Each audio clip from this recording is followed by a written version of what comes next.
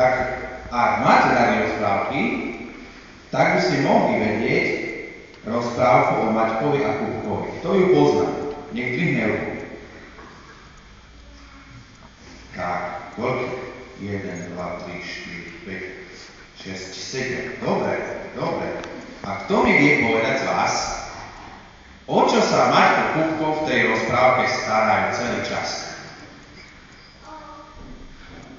No? O ovečky, ovce. Presne tak. Toto som chcel počuť. Takéto síce nie také, tieto sú také hračkárske, ale také živé ovečky, ktoré majú očka, nožnek a srst, takú krásnu, z ktorej vyrábame nejaké oblečenie. A ako sa o také ovečky môžeme starať? Povedzte. Ako sa taký pastier stará o ovečky? No, čo si myslíte? Boli ste niekedy na Salaši? Asi niečo. Ty si bol sám? A čo si videl, ako sa taký pastier stará s vlákmi o ovečky? Neboli tam ovce? Aha. Že to boli také akože Salaš. Tam len varili dobré veci. Tak? No tak, taký pastier s vlákmi ráno vstane, skoro ráno, ešte je tma, potom vyženie, teda myslím, že asi vyženie ovečky na pašu, bude ich dojiť, potom ich zase zvezie, zase ich podojí, a ja neviem, čo všetko dá im ešte možno nejakú vodu.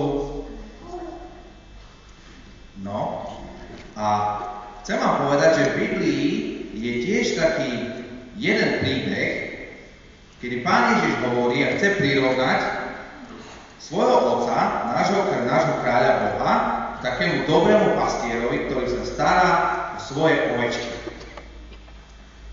A čo si myslíte, ako tá ovečka, ako sa správa, čo robí? Ako sa správa taká ovečka, čo robí? Vydáva nejaký zvuk? No ako?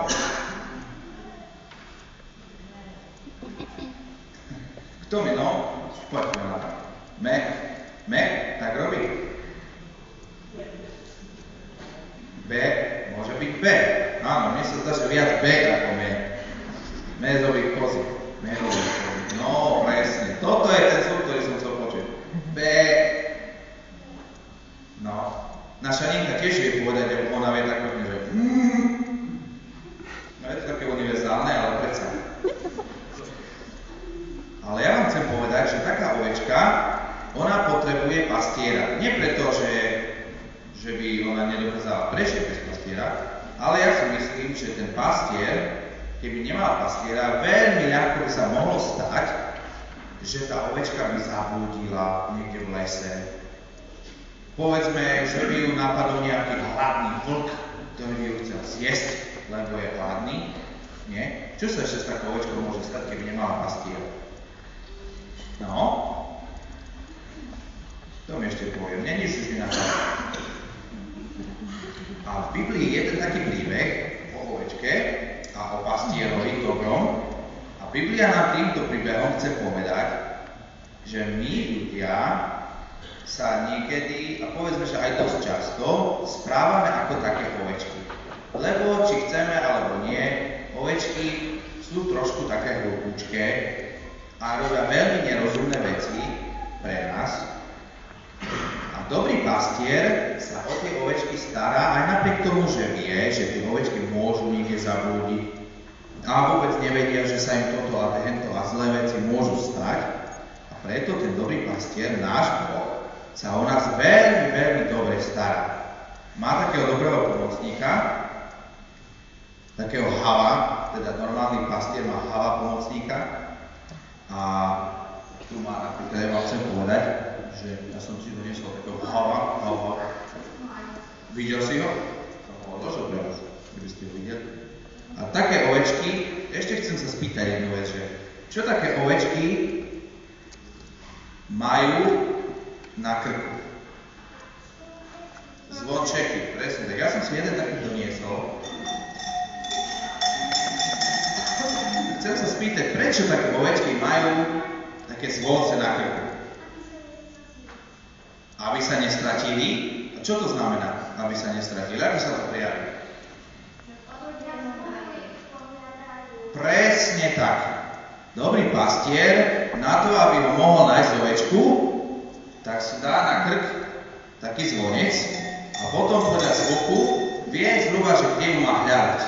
Ale nie len preto ten zvonec je na krku. Tie zvonce nemajú na všetky ovečky. No, myslíte si, že prečo? Alebo prečo ale nie niektorá? A ktorá má taký zvonec? No, tá, ktorá vedie. Presne tak. A nie len tá, ktorá vedie, ale tie staršie ovečky, ktoré sú relatívne rozumnejšie, tie vedia, kam majú ísť na pašu a tie ostatné ovečky takisto chodia za tými staršími ovečkami a nasledujú.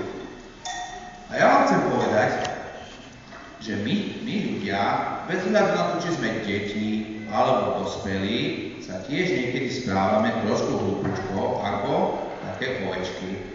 Robíme nerozumné veci a vôbec si niekedy nevieme domyslieť, čo to bude niekedy znamenať, ako si tým môžeme ublížiť. A chcem vám povedať, že Pán Boh nás tak veľmi ľúbi a je takým dobrým pastierom pre nás, že aj napriek tomu, že vie, že sme takí, veľmi ľúbi a veľmi nás hľadá, až kým nás nenájde. Takže toto je pre slovo pre dnešný deň pre vás, aby ste vedeli, že Pán Ježiš nás veľmi ľúbi a hľadá, pretože niekedy robíme zlú vec, robíme hriech a On chce nám ten hriech odpustiť.